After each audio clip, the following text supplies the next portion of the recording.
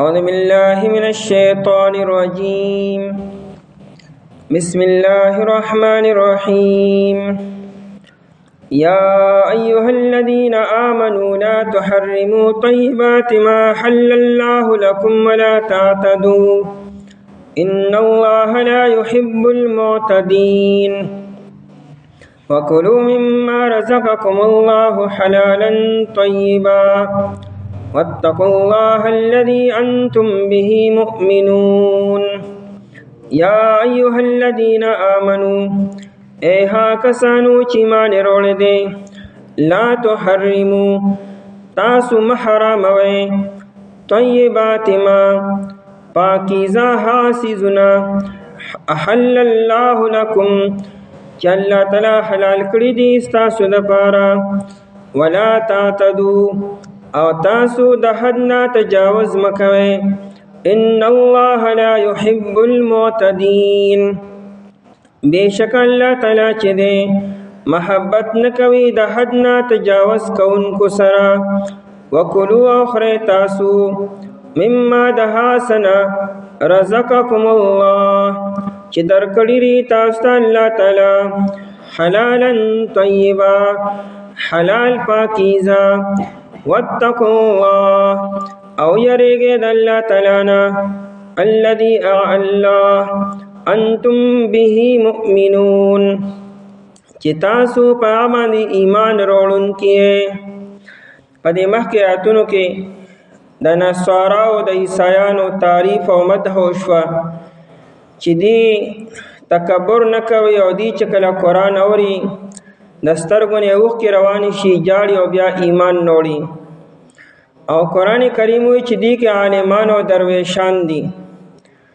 و عیسایانو کی یو خبر داو چی دی با دا لذت سیزون نے استعمالو لو اعلیٰ قسم لباس بے نے استعمالو لذت والا و اعلیٰ قسم خوراکون بے نکولو کمطعوماتو کملبوساتو دین بیزان ساتو او دی با اکثر کنارہ کشی کو لاو غارون تبلاړلو غرونو سرون تبو خطلو سمندرونو منځ تبلاړو د خلکو نه یو طرف ته شو او الته عبادت به کو اکثر نکاح به نکو او دارنګ خپل خپل خوراکونه او جامې به نه چولې دا دی د دین یو حصہ ګڼله نو ای دا دغه یو امتیازي صفاتو چې ته رهبانیت او راهب ویل کیږي.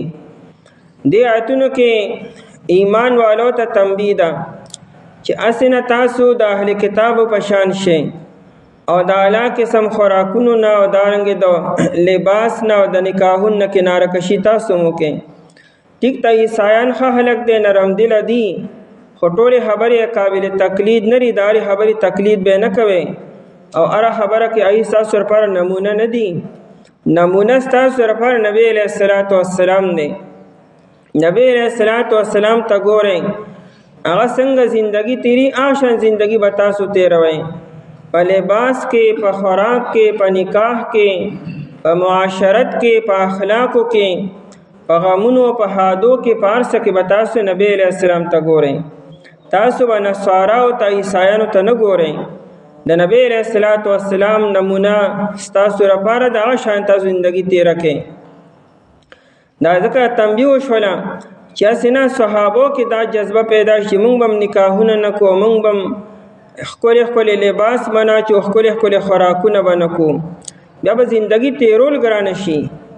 بعد انسان بخپل لباس ناچی بعد انسان بخپل خوراک نکی لیکن د بعد خلکو لغواړي چې زما لباس ته خپل وي زما خوراک د خپل وي زما سرلی د خپل وي زما کور د خپل وي زما بیبي د خپل وي د هر چا دان له شوق او جذبه نو دین اسلام کې او شریعت کې حدیث ممانعت نشته ده د شریعت پیداره کې دن نو سیګه د ټول خبر استعمال وا دیو جنا د دې آیتونو په نزول کې مختلف واقعات مه تراغلو یو پیرا یو سو صحابه را جمع شیو پای کې ابوبکر صدیق رضی الله تعالی عنہ علی رضی الله تعالی عنہ ابن مسعود رضی الله تعالی عنہ ابن عمر و ابو ذر و سالم د ابو حذیفه غلام او مقداد بن الاسود و سلمان فارسی رضی اللہ عنہ او ماکل ابن مقرن رضی الله عنهم دا ټول صحابه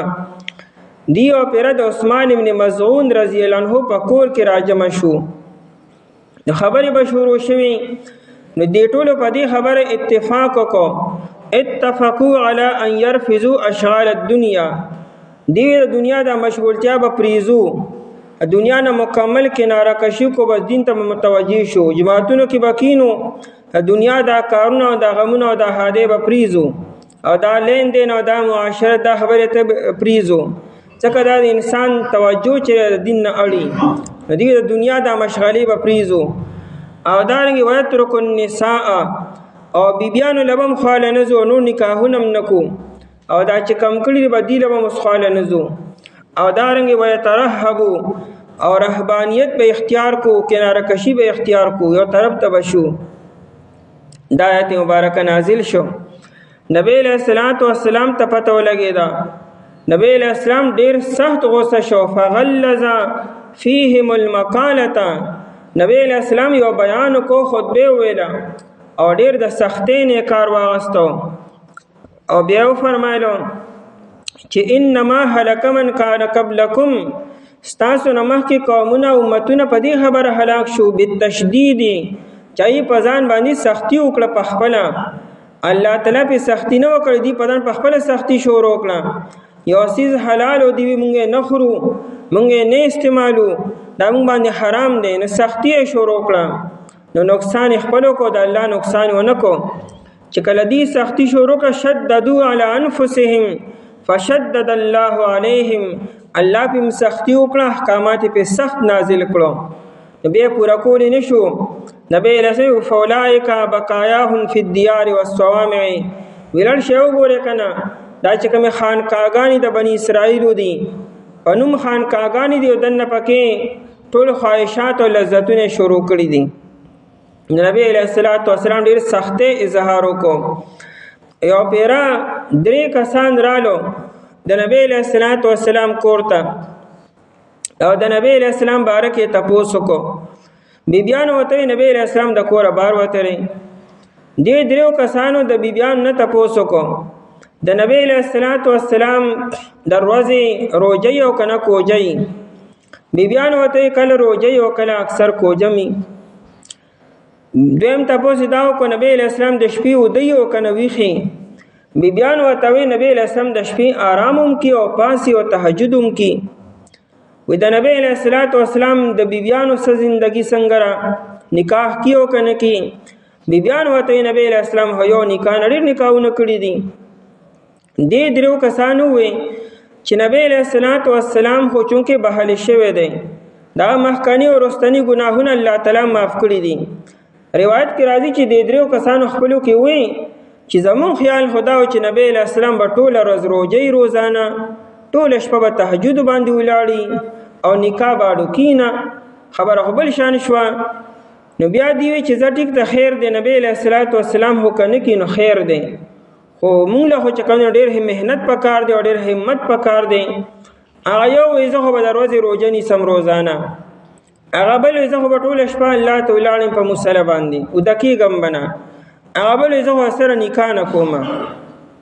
بیبیانو دا خبره اوریدي، دی چې لاړو نبی علیہ السلام کور ته راغی، بیبیانو ته درو کسانو حال احوال بیان کړو. نبی علیہ السلام صحابه را جمع کړو، منبر باندې تشریف فرما شو او بیا و فرمایلو چې دا شان واقعات راغلو او نبی علیہ السلام ما ته ګوره، زو دقیقم ما زو تهجدم کوما، زرو جم نسما زرو جنم نسما، او ما نکاحونم کړی او دې باوجود د تاسو ټولو کې د الله نه زیات یریدون کې او زیات پرهیزګارې ما، ان زمانه تاسو مخکې کې دی نشي. نبی علیہ السلام دا کنسپٹ ختم کو چې یو سړی دا وی چې کنه زبر سره نکاح نه کوم، نکاح نه کول سړی لوی کمال نه دی، نکاح کول سره دی حالات او الله راضی کول دا کمال دی. د جمعات په ګډ کې ناستېدل او د خانقاه په ویښ کې ناستېدل او د غر سر ته داس کمال هونه دی. مسله خدای چې انسان تمام حالات سره الله راضی کی، دا مسائل بو سری دي سره به انسان الله تعالی عبادت وکي، الله دا کمال دي انسانو. په دې صحابه کې یو صحابي دی، عبدالله بن عمر بن العاص رضی الله تعالی عنہ ډېر عبادت گزارو د به روزانه روژه وه او د شپې به ټوله شپه مصلی باندې ولاړو. نو د پلار چې د عمر بن العاص رضی الله عنه د واده وکړو. یو څو ورځې بعد عمر بن العاص رضی الله عنه د زوی کور ته راغی چې وی کتل نو انګور یې دغه شان زړو جامو کې وه، په بل شان حالت کې وه. نه تپوس وکړو چې څنګه ملګری دی، څنګه دی، یعنې زما زوی عبدالله څنګه دی. نو بیبي ډېر ښکلی تعریف وکړو، وی دغه دنیا سره څه کار نشته او ښه عبادت ګزاره دی او د ورځې صوامن قوامن، د ورځې روژې او د شپې الله ته ولاړې. عمر بن العاص رضی الله عنه پوه شو، نو په خپله نبی علیه الصلاة والسلام ته ووایي چې رجې زما دا زوی دی عبدالله دی، پوهه کوې ته داسې کړي. بخاري کې روایت د نبی علیه الصلاة والسلام دی راوغوښتو، نو ورته علم اخبر، ما ته دا خبر راکړی شوی دی انک تقوم اللیل وتصوم النهار، چې ته د شپې چېرې الله ته ولاړې په مصلی باندې ټوله شپه اوده کېږي نه او د ورځې ستا روژې، دا خبر رښا ده. ده ورته وایي عاجزه انی افعل ذلک، داسې کومه. نبی علیه الصلاة والسلام ورته انک اذا فعلت، ګوره بچې داسې کار چې ته کوې نو نقصان به وشي. وی حجمت عینک، یو هو دا وشي چې ستا دا سترګې به ښکته لړې شي، ډونګې به شي. انسان چې خوب نه کوي نو دا ګولې دننه لړې شي، نو حجمت عینک، سترګې به د ښکته ډونګې شي. دویم دا چې ونفحت نفسک، ستا دا بدن به هم کمزوري شي، یو څوره دې جذبه راوبکې، زندگی خو لا ډېره پاتې را بې موسمه به بوډا شي. او دریم دا چې کله داسې وشي نو بیا به هغه فرض کار به بیا نشي کولی. نو نبی علیه الصلاة والسلام دته هم دا خبره وکړه چې ما ته ګوره، انا اقوم و ارقدو، زه د شپې الله ته ودرېږم او وده کېږم و افطرو، او زه افطار هم کوم و اصوم، روژه هم نیسم و اتزوج النساء، ما نکاحونه هم کړي دي. او بیا نبی علیه السلام فمن رغب عن سنتي فلیس مني، څوک چې زما د طریقې نه خلاف وکړي د زمانه نه دی. داسې مختلف واقعات مخې ته راغلي، نبی علیه السلام فوراً روکتام کړی دی. دا سلمان فارسی رضی الله تعالی عنہ او د ابوالدرداء رضی الله عنہ دواړو ملګرتیا وه. نبی علیه الصلاة والسلام چې کله مدینې ته راغی نو د یو مهاجر او د یو انصاري د دې منځ کې مواسات او مواخات جوړ کوم، یو مهاجر یو انصاري له ورکو. دا سلمان فارسی رضی الله عنه ابوالدرداء رضی الله تعالی عنہ له ورکو. د پردې حکم هلانو راغلی، یو ځای به ټول اوسېدل به. نو سلمان رضی الله عنه یو ورځ کور ته راغی، نو ویې کتل چې ام الدرداء رضی الله تعالی عنها چې رانه دغه شان دغه حالت کې وه، نه جامې داسې ښکلې وې، شوشاناکې وې، نه نور داسې حالت و. نو سلمان رضی الله عنه تپوس وکړو چې ولې ابوالدرداء رضی الله عنه کلي کې ته ولې داسې ساده باده ګرځې؟ نه یې ورته ستا ضرور دنیا سره څه تعلق دی، هغه به ټوله آخرت ته بس د شپې په مصلی ولاړې او دارنګې د ورځې دغه روژې، نه زه چاته ښایست او ډول سنګار اختیار کړم. سلمان پوه شو چې کله سحر دته ناشته کېښوده سلمان فارسی رضی الله عنه ته، وی تاسو ناشته وکړئ زما خو روژه ده. سلمان ورته زه خو بیا نه کومه چې ته نه خورې، او دې د خدای بنده زما خو روژه ده، نو بیا زه هم نه خورم چې ته نه خورې. بیا خو چونکې دا د میزبان بېعزتي ده چې میلمه رو خوراک نه وکړي، میزبان دغه شانتي، نو بیا هغه هم خوراک شروع کړ، نو روژې پې ماته کړه. بیا چې څنګه شپه شوه ماوستن شو، کټونه سم شو، نو سلمان فارسی رضی الله عنه سملاست او ابوالدرداء پاسې څه کوې؟ زه جی په مصلی به ودرېږم، یو څو رکاته وکړم، منډه دننه کور ته لاړ شه، دننه شابه. بیا لږ ساعت پس بیا دې راوتو، څه کوې؟ بیا وجي مونځ کوم، دننه لاړ شه شابه. بیا یې دننه بوتو، بیا دې بار ووت، دننه لاړ شه. ټوله شپې بار پرې نه ښودو، او د شپې په اخره حصه کې په خپل هم پاوي اوس راځه شابه، او دسونه یې وکړه او مونځ یې وکړو. ابوالدرداء رضی الله عنه سلمان فارسی سره بحث مباحثه کوي، ته څه کوې لکه؟ خو سحر نبی علیہ السلام ته شکایت وکړو چې زما دا میلمه دی، خدا شان د ورځې را باندې روژه ماته کړه او د شپې مصلي ته پرې نه ښودمه. نبی علیہ الصلوۃ والسلام فرمایل صدقه سلمان ټیک وای دی صحیح کی دا د چې تا باندې روژه ماته کړه او دا د شپې ته خو ته دا کار د ټیکو کو. نبی علیہ الصلوۃ والسلام فرمایل ان لربک علیک حقا بیشک استا د رب پتا باندې حق دی نو فرض به پورا کې با واجبات به پورا کې او د الله د حق نه بعد ولی نفسک علیک حقا د انسان د خپل نفس چې دی د دم پتا باندې حق دی به تو خودکشي ته نه ورکې او دونه قصدن به داسې لږ او تنده به نه اختیاري چې هلاک شي. او بیا نبی علیہ السلام فرمایي اهلک علیک حقا او ستا د بیبیم پتا باندې حق دی چې ستا دې خبرو سره سکانو بیا د نکاح سره کو بیا به د نکاح د سره نه کو چې نکاح دې وکړو بیا به د حقوق بم پوره کې بیا خپل جذبات او خپل خواهشات به بیا دفع کې به د خیال بم ساتي. او نبی علیہ السلام فرمایل فآت کل ذی حق حقه هر یو حق والا تخپل حق ورکا الله لخپل حق ورکا خپل ځان لخپل حق ورکا بیبي لخپل حق ورکا بچو لخپل حق ورکا. اعتدال دی ته ویل کېږي شریعت هم دی ته وایي.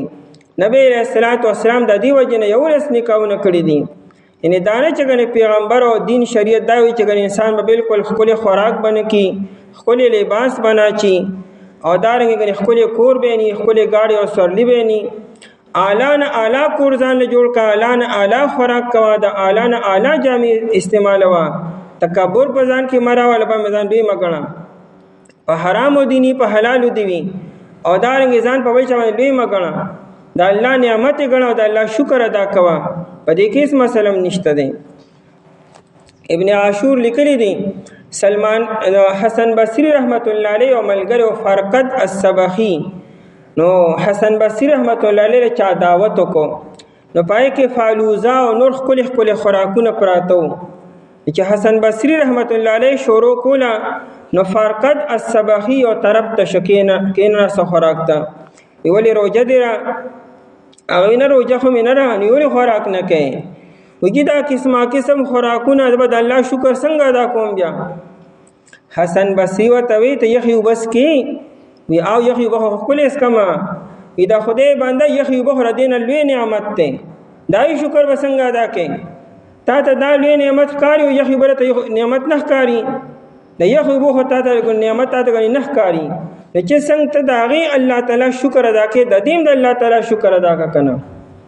نبی علیہ الصلوۃ والسلام په خوراکونو کې په غوښه کې بهترین غوښه دستی گوشت دی زیرا چوتوي زیراغو د دې بیزی او د ګډي د مخکنه خپي چي دي د دې د سنگل نوالی ترولی پورې دې عربی کې زیرا وي پټوله بیزه کې پټوله ګډه کې بهترین لذیذ او مزیدار عمده غوښه دک ده او پټي نه چوړوړه کې بلکې دا پوره دستی گوشو چې د سنگل نوالی سره د ولی چې دا یو لیش نه وګدوي.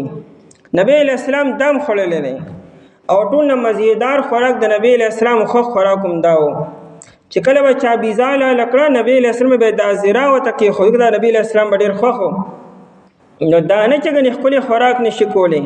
نبی علیہ السلام دونه پسندیده خوراکم دا کړی دی نو من نه خوراک نه خپل لباس چوا خپل خوراک کوا د الله شکر ادا کوا ځان کې تکبر مراولا لوی مراولا بلته ځان وی مګنا بالکل خوراکونه کولی شي د الله ډیره بندګي او ډیره عبادت کوا. یا ایه الذین آمنو اے ها کسانو چې ایمان وروړي دي مؤمنانو ته وی لا تحرمو تاسو حرام مګړې محراموي طیبات پاکیزه سيزونه طیبات پاکیزه عمده خوراک چې کینو پاک او صفا کوا ګندا او بیکار خوراک مکوا انې پلیټ تم صفاوي چې کوم دې کې ناشتي هغه دم صفاوي خوراک دم صفاوي ګندګي په اسلام کې ور سره شته نه بالکل صفائی هر څه صفا پکار دي. نو طیبات پاکیزه عمده طیبات کې دام راځي چې دا خوراک ته حلالي حرام دي ني حرام دي نه ګټلي ني په حرام دي پوخ کړي ني په حرام دي اغستی ني ستا کمای دیم د حلال وي او چې سخري هغه دیم حلالي او په حلاله طریقې سره دي پوښ شي وي. طیبات پاکیزه عمده ما احل الله لكم هغه څه چې الله تعالی حلال کړي دي ستاسو لپاره، که هغه د خوراک څیزونه دي، که هغه د لباس سره تعلق ساتي او که هغه د نکاح سره تعلق ساتي، دا ټول حلال دي. تاسو یې په ځان مه حراموئ. حرامول په درې قسمه کېږي. یو دا چې انسان عقیده وساتي چې یو څیز حلال دی خو ته نه دا بالکل حرام دی، نو چې یو څیز په نص قطعي سره حلال شوی دی او تا په ځان باندې حرام کو، عقیده دې د حرام وساتل، په دې سره سړی کافر کېږي. ځکه دا اختیار صرف او صرف الله تعالی سره دی چې کم څیز به حلالي او کم څیز به حرامي. دویم دا حرامول په خوله باندې کېږي چې انسان په خوله وایي چې دا څیز ما باندې حرام دی. نو کتا د قسم الفاظ ویلی وي چې قسم په الله تعالی چې دا څیز په ما باندې حرام دی، نو دا قسم شو گناه کبیره دی. اوس به دا ماته به او د قسم کفاره به ورکوي به. یا دا چې تا د قسم الفاظ نه دی ویلي خو یو حلال څیز په تا ځان باندې حرام کو، نو دا قسم دی، د دې بیا کفاره به ورکوي. او دریم دا چې انسان په خلص نه وایي لیکن فعل دا سره عمل دا سره چې دا څیز نه خورم، نو که نه خوري د خپل مزاج د وجې نه چړته نه کېږي، لکه د خپل مزاج سره د موافق نه دی، یا به طور علاج داسې کی، یا دا چې طبیب او ډاکټر ورته ویلي دي، یا یو بزرګ شخصیت ورته ویلي بای دا څیز ستا لپاره ښه نه دی، نو بیا ټیک ته دا په حرامولو کې نه راځي. چې انسان عقیده د حلالو ساتي او په خوله حلال حرام نه ګڼي، لیکن دا چې د مزاج سره موافق نه دی او یا په ډاکټر منع کړی دی او یا د کوم مضر دی در لپاره، یا یو روحاني شخصیت دی او پیر او مرشد دی، هغه ته به دا مې استعمالوه ستاسو لپاره دا نقصان ده دی، نو بیا ټیک ته دا په دې کې نه راځي. ولا تعتدوا او تاسو د حد نه تجاوز مکوئ. د حد نه تجاوز هم دا دی کنه چې اوسید الله تعالی حلال کړی او ته یې نه خورم ما باندې حرام دی، د تر حد نه تجاوز وکړو. ان الله لا يحب المعتدين، بشک الله تعالی چې دی محبت نه کوي د حد نه تجاوز کوونکو سره. څوک چې دا سکینو دی الله ته نږدې کېدی نشي، د الله نه لرې کېږي. یو انسان خو چې دا خبرې کوي یو حلال سی په ځامن حرامي، دغه مقصد دا چې الله ته نږدې شمه، نو الله ته نږدې کېږي نه، الله داسې خلک کړو خوښینه. ان الله جمیل یحب الجمال، الله تعالی په خپل ښکلی دی او هر څه ښکلی خوښي. تکبر نه نبی علیہ السلام منع وکړه. یو صحابي زما خو جوړه غواړي چې زما د خپلې جامې وي. نبی علیہ السلام وفرمایل الله هم داسې غواړي چې الله تعالی په خپل ښکلی دی او هر څه ښکلی خوښي. تکبر دې ته نه چې انسان خپلې جامې به ناچي او ښکلی خوراک به نه کړي. تکبر دې ته وي چې انسان په بل باندې ځان لوی وګڼي، وړکې دار چې دا بل زمانه ښکته رضا د نه اوچتې ما هغه سپک ګڼي، حقارت په نظر ورته ګوري، ځان لوی ګڼي، دا تکبر دی. باقی دار چې ستا ښکلی لباس تړ غواړي بالکل ځان لواله چې حلال سیز دی او ستا په دایره کې دن نه دی. ان الله لا يحب المعتدين، بشک الله تعالی چې د مینا او محبت نه کوي د حد نه تجاوز کوونکو سره. وکلوا اخری تاسو مما رزقکم الله، د حسنا چې درکړي تاسو الله تعالی، الله چې تاسو له صدر کړي خوري، خدای چې دنیا کې هر سبب نه خوري حلالا طیبا، دا دوکه دی ولګولو چاسی دی حلالي حرام دینی او طیب او پاکیزه دی وی، خراب شوی او خاشوی دی نوی. کم سالن چې خراب شو نجس شو دا بیا نه استعماله، چې پاکیزه وی عمده وی او حلال وی نه استعمالوا.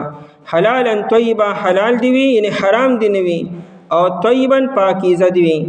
حلال ډیر دی حرام کم دی، دا همون تر څه حرام کړي که معاشره د حرام شو، ورنه دنیا کې حرام کم دی او حلال سيزونه ډیر دي.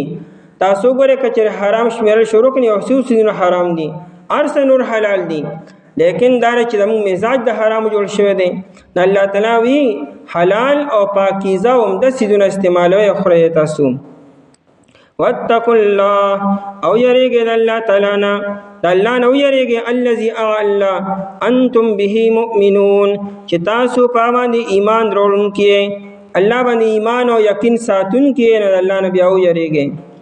ایا کسانو چې ایمان وروړي دي، حرام مګنه تاسو پاکیزه هغه څه چې الله تعالی حلال کړی تاسو لپاره، او د حد نه تجاوز مکوئ. بهشکه الله تعالی چې دی محبت نه کوي د حد نه تجاوز کوونکو سره. او خورئ تاسو د حسنه چې درکړي تاسو الله تعالی حلال او پاکیزه هم ده او یریږئ د الله تعالی نه هغه الله چې تاسو په هغه باندې یقین کوونکي یې. اعوذ بالله من الشیطان الرجیم. بسم الله الرحمن الرحیم. لا يؤاخذكم الله باللغو في أيمانكم ولكن يؤاخذكم بما عقدتم الأيمان فكفارته إطعام 10 مساكين من أوسط ما تطعمون أهليكم أو كسوتهم أو تحرير رقبة فمن لم يجد فصيام 3 أيام ذلك كفارة أيمانكم إذا حلفتم واحفظوا أيمانكم كذلك يبين الله لكم آياته لعلكم تشكرون. لا يؤاخذكم الله ننسي تاسر الله تعالى باللغو في أيمانكم أبي فيدي سرا فكسمون استاسكي ولكن يؤاخذكم لكن نسي تاسر الله تعالى بما عقدتم بس سبب داعی چې تاسو مضبوط تړلی وي الایمان قسمون لرا فکفارته پس کفاره د دې اطعام 10 مساکین خوراک ورکول دي 10 مسکینانو ته من اوسط ما تطعمون د درمیانه خوراک داعینا چې تاسو یې خوروئ اهلیکم پخپل اهل عیال باندې او کسوتهم یا جامی ورکول دیتا او تحریر رقبت یا ازادول د سټ دی فمن لم یجد پس څوک چې نمومي فصیام 3 ایام پس روجی نسل دی 3 ورځې ذالک کفارة ایمانکم دا کفاره د قسمونو ستاسو ده اذا حلفتم کله چې وخورئ تاسو قسمونه واحفظوا ایمانکم او حفاظت وکئ د خپلو قسمونو کذلک همدارنګې یبین الله لکم واضحه بیانوي الله تعالی تاسو ته آیاته خپل آیاتونه لعلکم تشکرون د پاره دی چې تاسو شکر ادا کړئ.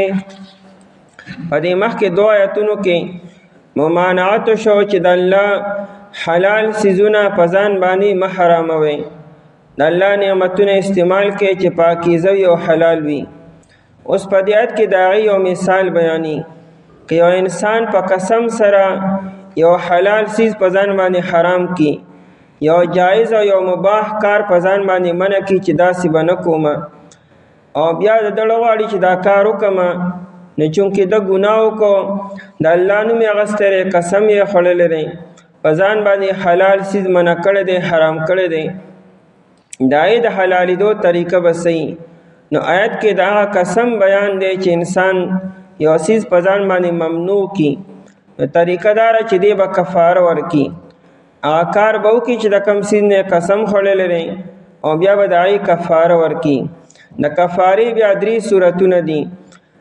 10 مسکینانو ته به 2 ټیمه خوراک ورکړي درمیانه، یا هغې له به جامې ورکړي چې د هغې ستر عورت شي، پردی پې پټه شي، او یا به غلام آزاد کړي.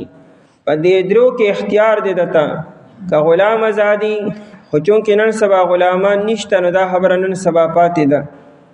دې 2 خبرو کې اختیار دی، یا دا چې 10 مسکینانو ته خوراک ورکړي او یا دا چې هغې له جامې ورکړي. که د دې وس او طاقت یې نشته نو بیا به 3 روژې نیسي پرله پسې.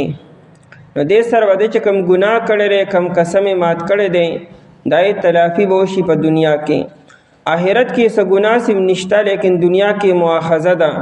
که تا د الله د نوم چې کوم دی نو هغه چې عظمت او د هغې بې حرمتي دې وکړه، د الله نوم دې واغسته چې دا کار به نه کوم اوس دې وکړو، داسې نشي خلاصېدی، کفاره به ورکړې او کفاره هم دغه ده. قسمونه اصل کې په 3 قسمه باندې دي. یو انسان چې سوګند خوري، قسم خوري، دا 3 طریقې دي. یو خو دا چې د انسان د خولې نه بې اختیاره قسم وخیږي، د انسان تکیه ګلام ګرځېدلی وي خدای گو قسم مې دی والله بالله خلک داسې وایي نو دې ته یمین لغو وي چونکې ستا اراده د قسم د خوړلو نی ستا په خوله د الفاظ اسې جاری کیږي نو دې باندې څه ګنام نشته او څه کفارم نشته خو دا کار ښه نه دی بهتر دا چې د انسان په خوله باندې قسم رانی شي خو که راغی نو خیر دی دې ته هم یمین لغو وي چې ستا په ګمان کې یو کار داسې یي لیکن هغه داسې نه او تا پې قسم وخوړو ستا خپل خیال دا کوي چې ګنې کار داسې دی او تا په هغې باندې قسم وخوړو هغه شانتې نه نو دې کې هم چونکې ستا اراده د دروغ هم نه وه د غلط بیانې هم نه وه نو دې ته هم یمین لغوه وي په دې نه څه کفاره شته او نه پې څه ګناه شته او نارنګې نه آخرت کې څه مؤاخذه شته لکه ته مارې قسم چې باران شروع دی لیکن باران شروع نه خو ستا خیال دا دی چې ګنې واقعي باران بار شروع دی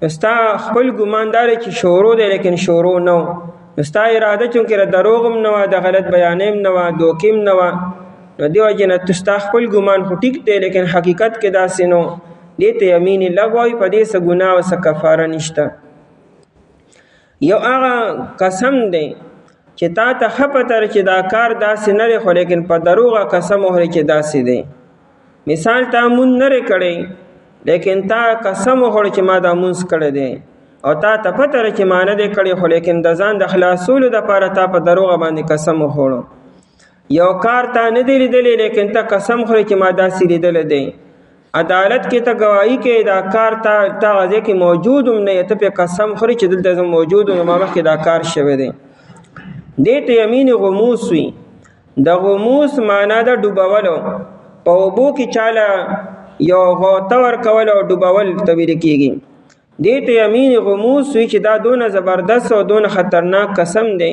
چې دا قسم خوړونکي له به په جهنم کې ډوبه کې یو لامبه ول ورکي به ډوبي وي دې ته یمین غموس وي دا ګناه کبیره دی د دې کفاره نشته یعنی څه خوراک او څه روجي نیسل نشته د دې کفاره صرف او صرف توبه او استغفار دی د الله نوم دې دومره په غلطه باندې وخوړو چې تا ته پته چې دا کار داسې نه دی او بیا مې د الله مې د قسم چې دا کار داسې دی د دې مطلب خدا چې تا د ګناه دپاره د الله نوم استعمال کو د الله نوم دومره داسې دی ولې څه چې د ګناه دپاره به استعمالې به نو دې ته یمین غموس یې په دې کې ګناه کبیره دی توبه او استغفار دی دریم قسم داری چې ته د آینده باره کې قسم وخورې چې دا کار به داسې کومه او یا دا کار به داسې نه کومه ته وایې قسم دی که تا سره ما نن نه پس خبرې وکړې بیا ورسره وکړې قسم دی که ما لاس ښکته کو څه مې وخوړل او بیا کښېنې وخورې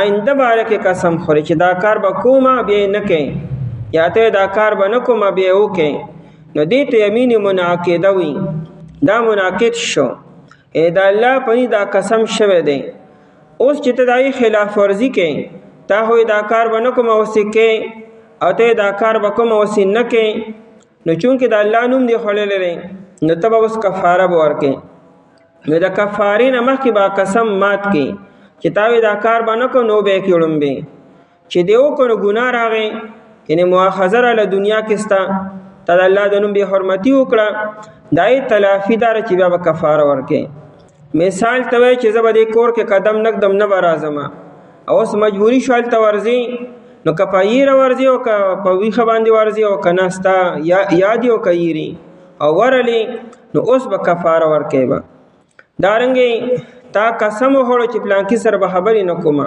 نو خبرې خو په کار دي ورسره خبرې وړم بیا هغه سره وکړه بیا به کفاره ورکې او د کفارې بیا دغه درې صورتونه دي په دریو خبرو کې اختیار دی یا خدا چې 2 ټیمه خوراک به ورکې خوراک چې ورکې نو 2 ټیم به ورکې دا خوراک یو ټیم نی 10 مسکینانو ته 2 ټیمه خوراکو دا خوراک به هم سهار او ماښام به ورکې دا نه چې په یو ټیم ډېره وخورې په یو ټیم خوراک دا به یو ټیمي کار څونه ډېر هغې وخوري نو سهار او ماښام یا ماښام او سهارو خو چې 10 مسکینانو ته 2 ټیمه خوراک ورکې نو چې سهار د کم 10 مسکینان راوختي نو ماښام به هم اک راغواړي بیا که لاس سهار یو ماښام بلو نو 10 شو 10 پاتې دي هغه 10 به بیا راغواړي او یا په یو ټیم کې 20 مسکینان راغواړه دای باندې خوراک وکړه او یا دا چې او درمیانه خوراکو لکه قرآن کریم من اوسط ما تطعمون اهلیکم ویل دی چې انسان کور کې کم درمیانه خوراک کی. درمیانه خوراک څه چې عام حالاتو کې خلک سپخي، یو دا چې په خاص موقع باندې خو بیا پر تکلف خوراکونه نه، پر تکلف نه یادي، درمیانه خوراک یادي. او یادا چې دغه لسو مسکینانو ته دای پیسې رقم ورکا، نو بیا د یو فطرانه چې سونه ده د سرسای چې وته مونږ وایو یو سرسای به یو مسکین ته ورکې، نو دا به لسو مسکینان ته به لس سرسای به ورکې. خو دې کې دا چې یو مسکین ته به ټولې پیسې په یو ځای نه ورکې، که په یو ځای دې ورکړل نو صرف د یو مسکین پیسې ادا شو، د نهو هغه صدقه شو، نه به نور ورکې. بیا ځکه په یو ټایم دا نه خلاصې، نو که یو مسکین ته ورکې نو بیا ول نن یو فطرانه ورکې، یو بل بیا سبا ورکې، نو بیا بل ورځ بیا بل ورځ، په یو ورځ کې به دو پیری نه ورکې بلکې لس ورځې به ورکې یا لسونه سیوا خو، لیکن په یو ورځ کې چې دوباره نشي چې یو تن ته ورکې او یا لس مختلفو کسانو ته ورکا، دا کفاره وستا ادا شي. د شریعت پر کار کې ډېر لوی حکمت دی. انسان د جیب چې په یو ټایم پیسې لړی شي نو ځکه ټیک ته یو ورځ به خپوي چې دا پسې لړی، نو چې ته دا مې قسم بیا به قسم چرم نه خوري داسې. خو چې ستا د جیب روزانه پیسې ځي نو روزانه به د شپې خوب نه درځي چې دا من دا پیسې پسې لړی. دغه انسان بار پیسو باندې خپه کیږي، چې بار بار زی نو انسان به بیا لږ احتیاط سره خلق ولا وخی، په خبره به قسم نه خوري. او یادا چایله لسو مسکینان له جامع ورکې، جامع به درمیانه دونه جامع ورکې چې داغه ضرورت په پوره شي، داغه بدن په پټ شي، ستر راشي، دانه چې اعلی قیمتي کپڑا دی ډیره بیکارم نه، چې درمیانه کپڑی وي چې دا په پرده راشي. چاته کپڑا ورکول اسانی او چاته خوراک ورکول اسانی. مثال دی اوسړي د کپڑے کارخانه دا کمپنی دا هغه سره کپڑا ډیر د پیسې ورکول ته ګران کپڑا دی ورکی، او چا سره غنم دی زمیدار دی غنم وسره بلا شری پیسې ورکول ته ګران دی، نو بس یو پوکم دو سره غنم دی وتلی پوکم دو سره، او لسو مسکینات دی پوکم دو سره غنم دی ورکړولېږي، به دا کفاره ادا شوه. او چاته پیسې ورکول اسانی، هغه سره غنم وي زبر غنم اخلم بیا به تقسیموم او سم ملمان راغړم به بس پیسې ورکونو. چاته پیسې ورکول اسان د هر چا خپل مزاج نه هغه شان دیو کی.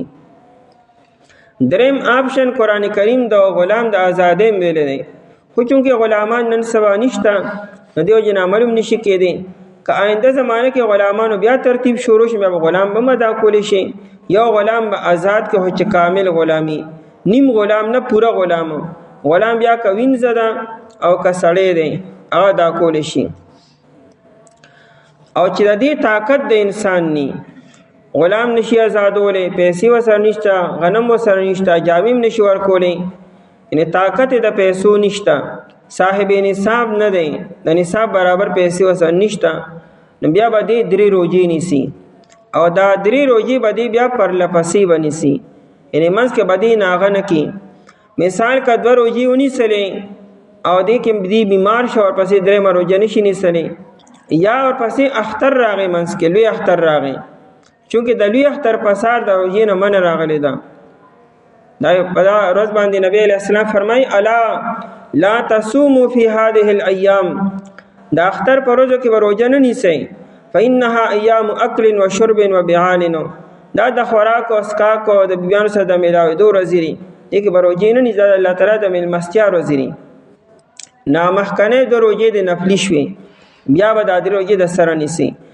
زنانه کچره د درې روزې نیسي نه چې منځ کې بیماری رانه شي، د بیماری ایام په دې منځ کې رانه شي، کوي مخکنه روزې به نفلی شي، بیا به د سره روزې نیسي. نو د درو روزو کې منځ کې ګوره اس قسمه چټي او اس قسمه کده الله نه طرف نه او کستا خپل چټي دا پکې نه مني، دا پر لپسې درې روزې نیسل پکاري. او دا دونه مزناک خبره ده چې دوه روزې دیونی سره او ما هم له پیسې رانه نه دو روزې بیا نه پریشین، بیا اوس کفاره د پیسو ورکې ډېر خوند کی. نو دا مخکنه دو روزې د نفلی شوي، اوس به بیا چې کومو کفاره د پیسو ورکې به لا یؤاخذکم الله.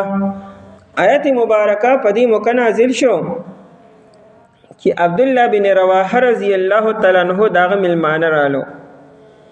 نو عبدالله بن رواحه رضی الله عنه بیبي ته وایي چې دی له څه خوراک څښاک تیار کا.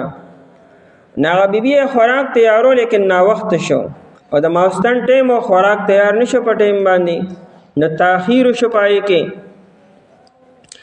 چې کله هغه روټۍ تیار شو کېښوده، نو عبدالله بن رواحه رضی الله عنه غوسه شو چې دا د روټۍ ټیم دی چې تا روټۍ دا ټیم تیار کړه. نو د قسم وخوړه چې زه خو دا روټۍ نه خورم. نو چې د قسم وخوړو نو ښځه هم قسم وخوړه، هغې مې زه هم نه خورم چې ته نه خورې. نو هغه مېلمنو یې مونږ هم نه خورو، هغې هم قسمونه وخوړلو چې تاسو مونږ بیا څنګه خورو. نو هغې هم قسمونه وخوړل مېلمنو چې نه خورو. نو اوس خوري به یې څوک؟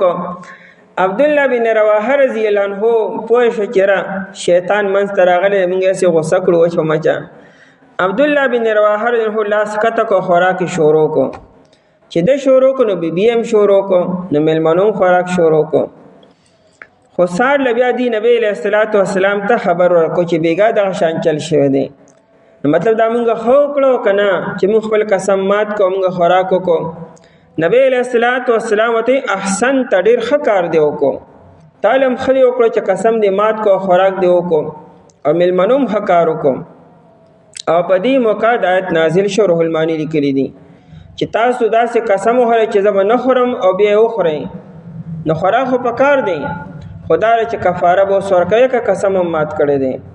قسم به د الله په نوم باندې خورئ به، د الله ذاتي نوم چې الله د الله تعالی ذاتي نوم دی.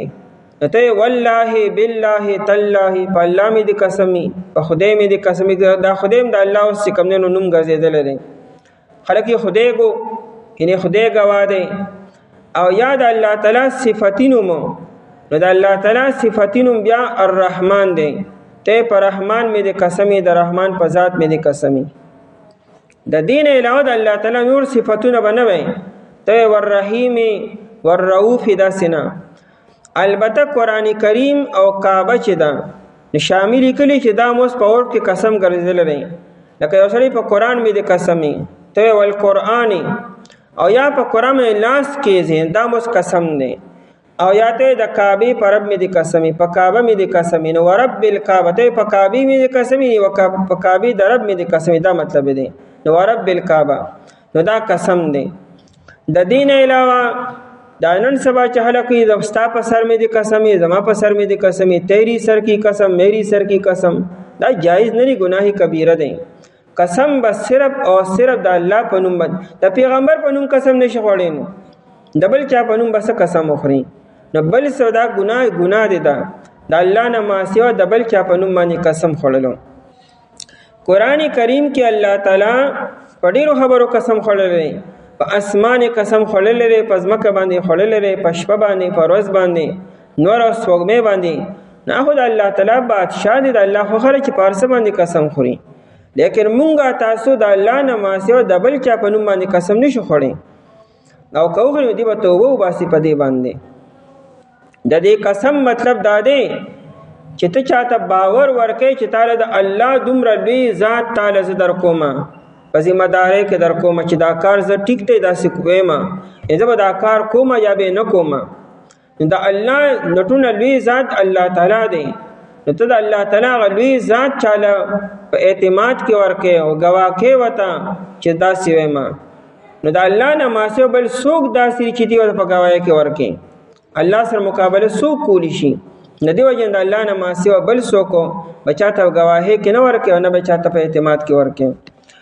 لا یؤاخذکم الله، نه نیسي تاسو لره الله تعالی باللغو په عبث سره. لغو عبث ته وي، عربي لغا. نو لغا هغه ځای کې وي که نه چې کوم بېکاره څیز ته وغورځئ چې ستا په کار نه راځي. لکه مثال تا میوه وخوړه او د هغې پوستکې تا کته وغورځو، نو دا پوستکې خو ستا په کار نه راځي که نه، دا بېکاره دی، دې ته لغوه ویلي. عربي کې دې لغا دې ته وایي چې کوم څیز بېکاره شو ستا په کار نه راځي، هېڅ صورت کې نو کته یې غورځئ، دې ته لغوه ویلي کېږي. نو باللغو په عبثو سره او بې فایدې سره چې فایدې نی، فی ایمانکم په قسمونو ستاسو کې. دا دوه صورتونه مونږ بیان کړو. یو دا چې ستا تکیه کلام دی، د خولې د بغیر ارادې قسم وځي، او دویم دا چې ستا په ګمان کې خبره یو شانتي او خبره هغه شانتي ني، خو تا د خپل ګمان مطابق قسم وخوړ، دا هم لغوه دی. په دې چونکې ستا پکې نیت هم غلط نه دی کړی، درو دې پکې نیت نه دی کړی، نو دې وجې نه دا بس کې راځي. ولکن یؤاخذکم، هغه یمین غموس چې دی چې ګناه کبیره دی ذکر په دویمه سپاره کې راغلی دی. ولکن یؤاخذکم، لیکن نیسی تاسو له الله تعالی، د نیسلو نه مراد آخرت کې نه دی، دنیا کې دی. دنیا کې مؤاخذه او مؤاخذه د کفاره په شکل کې ده. بما عقدتم الایمان، دا ما یا مصدریه ده یا موصوله ده. په هغه سره عقدتم الایمان چې مضبوط تړلی تاسو الایمان قسمونو لره.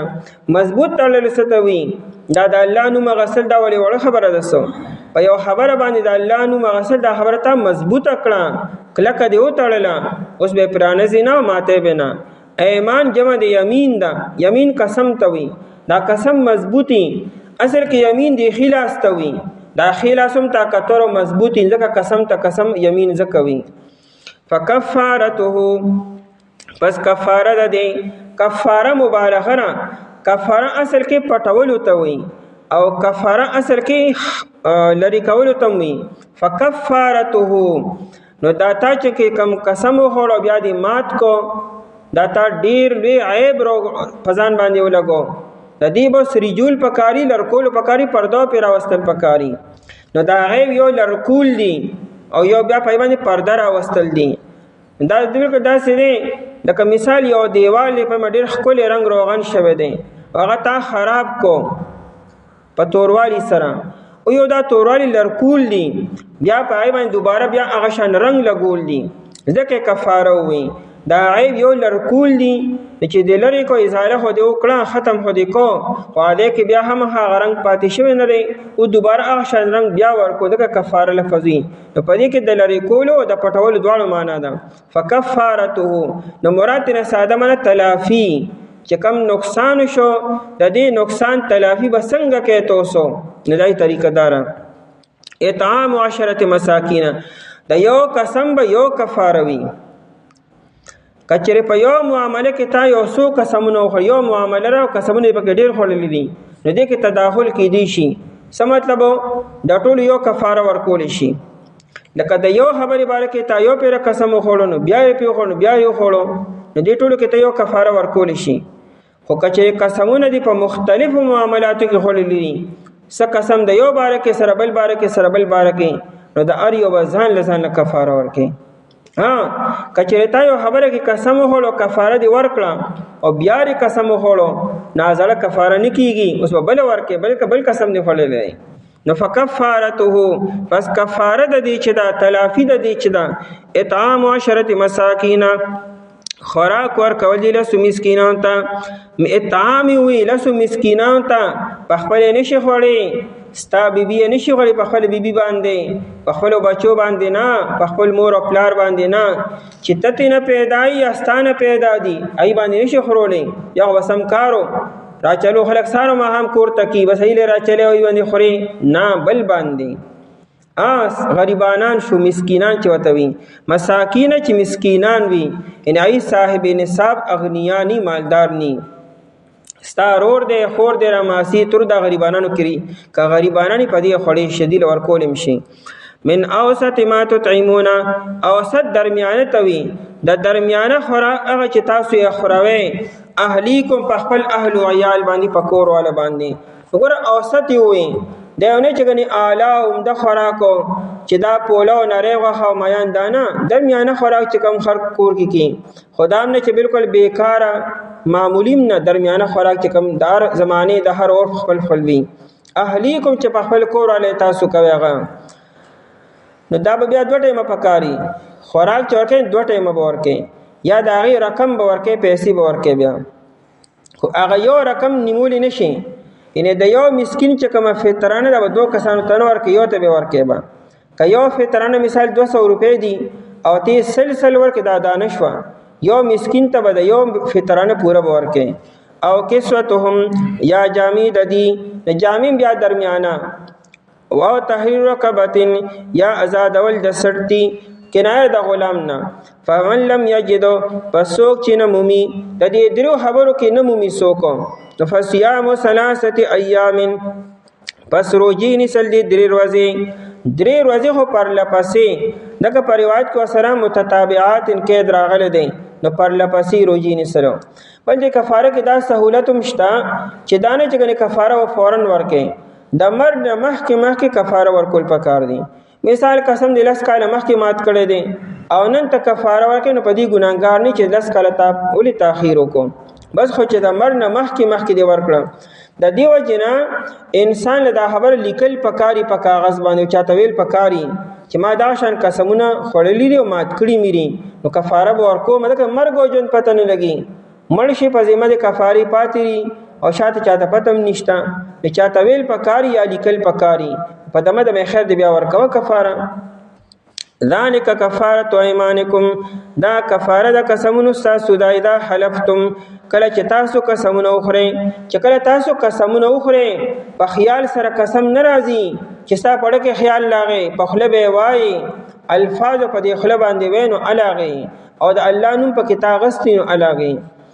واحفظوا ایمانکم او حفاظتو کې د قسمونو خپلو ان قسمونه چې وخورئ بیا سر ته رسوي وچ په مچ ماتوي چې کم دې کې ضرورتي لکه ته ویل خوراک بنه کو نو ژوندۍ خو څنګه پاتې کېږي بیا خوراک د انسان ضرورت دی.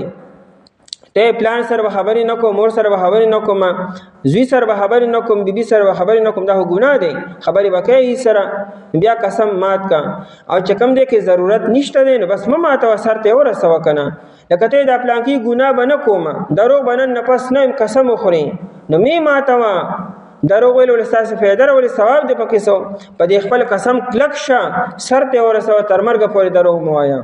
واحفظوا ایمانکم د خپل قسمونو حفاظت وکي سر ته ورسوي بیا. کذالک دارنګ یبین الله واضح بیان نبی الله تعالی لكم تاسو آیاته خپل آیاتنا څومره خپل واضح ساده الفاظو کې بیان وکړو غټه مسله سونه په آسان الفاظو کې بیان کړه. لعلکم تشکرون د پاره دې چې تاسو شکر ادا کړئ لعلکم تشکرون وي پیګه دونه ګران کار دې کفاری به اوس ورکو مونږه په دې خبره شکر ادا کا د الله نوم دې غسر سماموري خبر نه ده او یاري مات کړی دی دا کفاره ادا کا د الله شکر ادا کی چې الله تعالی لاک شکر دی چې ستا دومره لوی نوم زمانه وخلینو وته ما بیا مات کو نه الله شکر دې په اسانه دې معاف کړم کله تا وی چې نه بیا مې سکولو د الله تعالی شکر ادا کې په دې احکامات باندې او په دې باندې عمل کول باندې. ننی ستا سن الله تعالی بابس سره په قسمونو تاسو کې لیکن ني ستا سره په هغه سره چې مضبوط تړلی تاسو قسمونو لره پس کفاره ده دي خوراک ور کول دي له مسکینانو ته د درمیانه هغه نه چې تاسو یې خړې په خپل اهل یال باندې یا جامع ور کول دي تا یا زادول د غلام دي پس څوک چې نه مومي دي درو خبرونه پس روزي نسل دي 3 روزي پر لپس 3 ورځې پر لپسې دا کفاره د قسمونو تاسو ده چې کله تاسو قسمونه او حفاظتو کې د خپل قسمونو دارنګ واضح بیانوي الله تعالی تاسو خپل آیاتونه د پاره دي چې تاسو شکر ادا کړئ. اعوذ بالله من الشیطان الرجیم بسم الله الرحمن الرحیم يا أيها الذين آمنوا إنما الخمر والميسر والأنصاب والأزلام رجس من عمل الشيطان فاجتنبوه لعلكم تفلحون. إنما يريد الشيطان أن يوقع بينكم العداوة والبغضاء في الخمر والميسر ويصدكم عن ذكر الله وعن الصلاة فهل أنتم منتهون. يا أيها الذين آمنوا إيها كسانو چیمان روڑ إنما الخمر بیشک شراب والمیسر و جواری والانصاب او بوتان والازلام او غشی دفال رجس گندگی دا من عمل الشیطان دا عمل دا شیطان ندے فجتنبوه پس داوزانو ساتے دا دینا لعلکم تفلحون د پاره دی چې تاسو کامیاب شئ.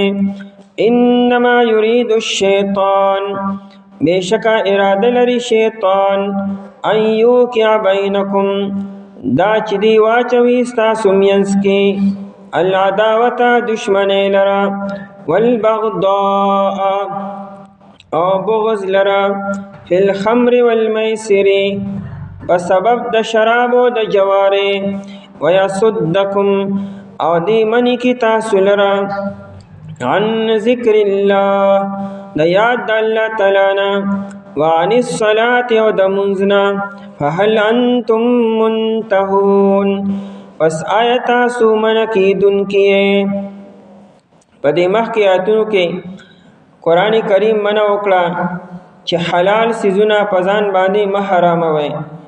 حرام هو هغه دي چې الله تعالی حرام کړي دي.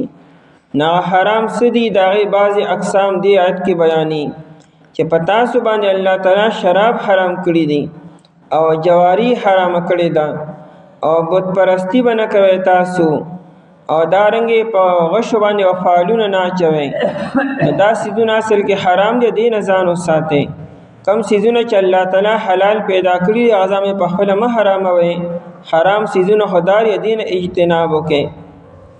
د شراب د حرمت باره کې آیتونه مختلف راغلي دي چونکې عرب چې و شراب سره ډېر زیات دای طبیعت شراب سره ډېر زیات لګېدلو لکه څنګه چې زمونږ په خوراک کې اوبه او چای وي دا شان د دې په خوراک کې شراب نوشي وه. دې سره ډېر زیات عادت شي و دې نه بغیر به یو خوراک او یو طعام یو دعوت بنو. او چونکې د شراب نقصانات ډېر زیاتو عرب هم د دې مشاهده کوله چې واقعي د شرابو نقصانات شته لیکن عادت ورسره نه پرېښودل به نه. قرآن کریم چونکې هر نامناسبه خبر نه اسلام خلق منی کی، شراب هم نامناسبه سیز دی. قرآن کریم د دې نه منع وکړه خو تدریجاً یې وکړه، په دمه دمه یې وکړه.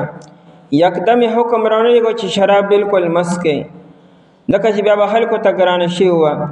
نو رو رو یې دې پابندۍ کې راوستلو تر دې چې صحابه کرام رضی الله عنهم دې سره عادت شو بیا یکدم حکم راغی چې شراب مکمل حرام دي. او بیا ور صحابه دون نفرت پیدا شراب سره چې شراب مکمل د کورون نو باسلو.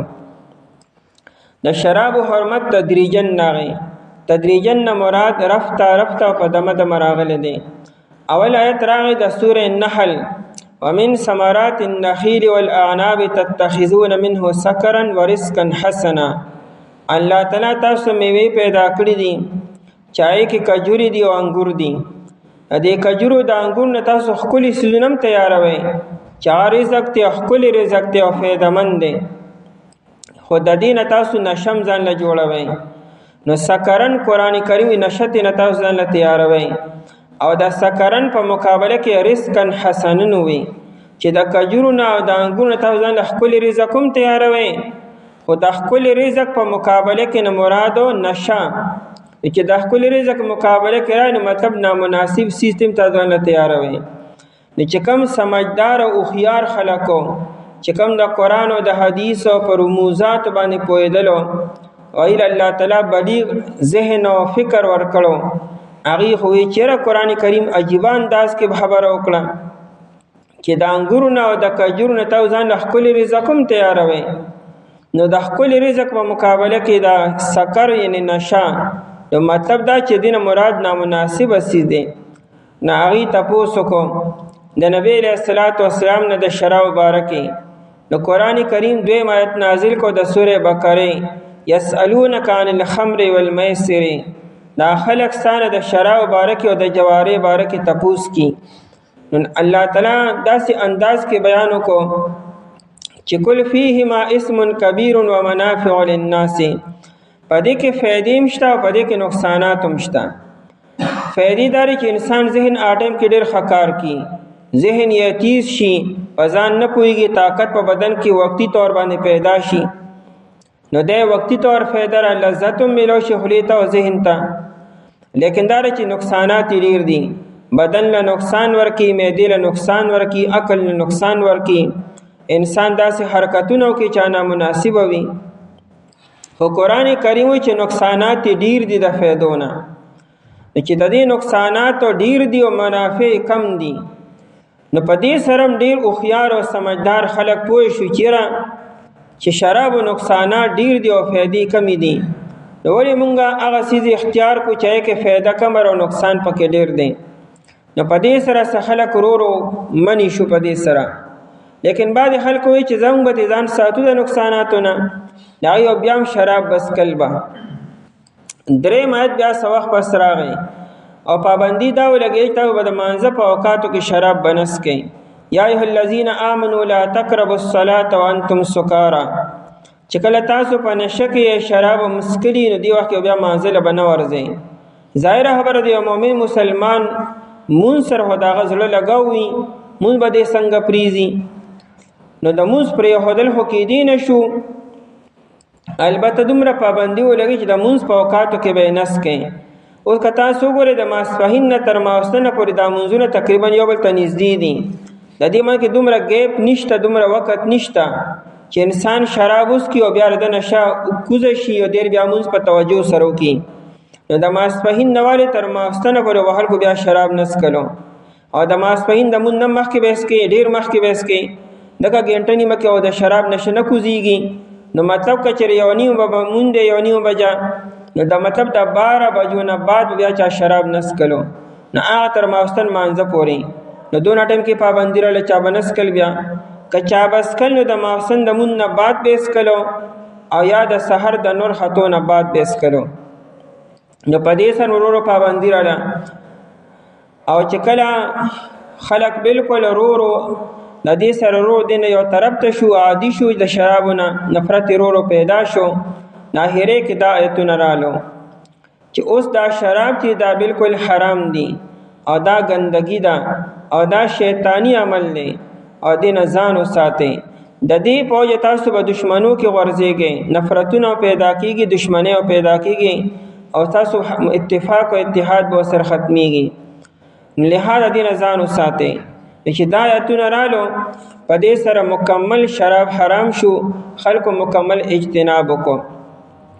دا چې نازلې دو مسلم شریف کې روایت ده، سعد بن ابي وقاص رضی الله تعالی عنہ وی زه او پیر عالم د انصار یو ډله ناستوا زاید عالم نایراتی رازات زمو ملمای ته مهاجر مونږ انصار یو راځي چې پتا باندې لګوندې خوراکو کو تاسو باندې تا باندې شراب وسکو.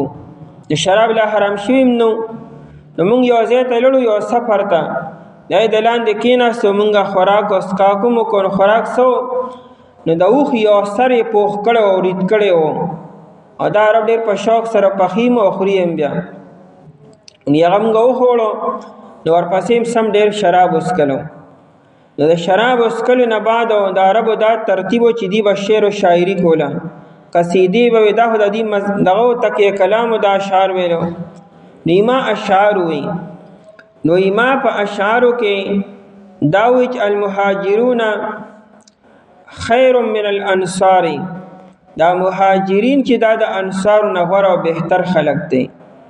چې ما دا خبره وکړه نو ملګرو خو هم شراب سکریو نو یو انصاری رو لګېدو دوغ یو جامه پرته وه، دوغ دا جامه ډېره اوږده او مضبوطه مي نغه پرته وه یې راواغسته نو ما له دې سر له روبغوله په هغې باندې زما پوزه ولګېده نو زما دا پوزه خوږ شوه او زخمي شوه. خیر ما خو څه اقدام ونه کوم خو زه رالم شکایت مې نبی علیه الصلاة والسلام ته وکړم چې جي داسې انصاري سره دا چل وکړو. په دې موقع د آیت مبارکه نازل شو چې یا ایها الذین آمنوا انما الخمر والمیسر والانصاب والازلام رجس من عمل الشیطان، دا شیطانی عمل دی. د شراب د وجې نه تاسو په دشمنو کې به غورځېږئ، نفرتونه پیدا کېږي، واپس کې اتفاق او اتحاد به ستاسو ختمېږي. لہذا دې نه ځان وساتئ.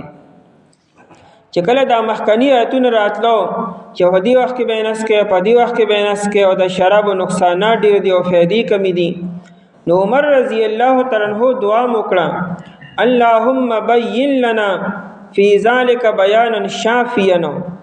عمر رضی الله عنہ یو دعا وکړه.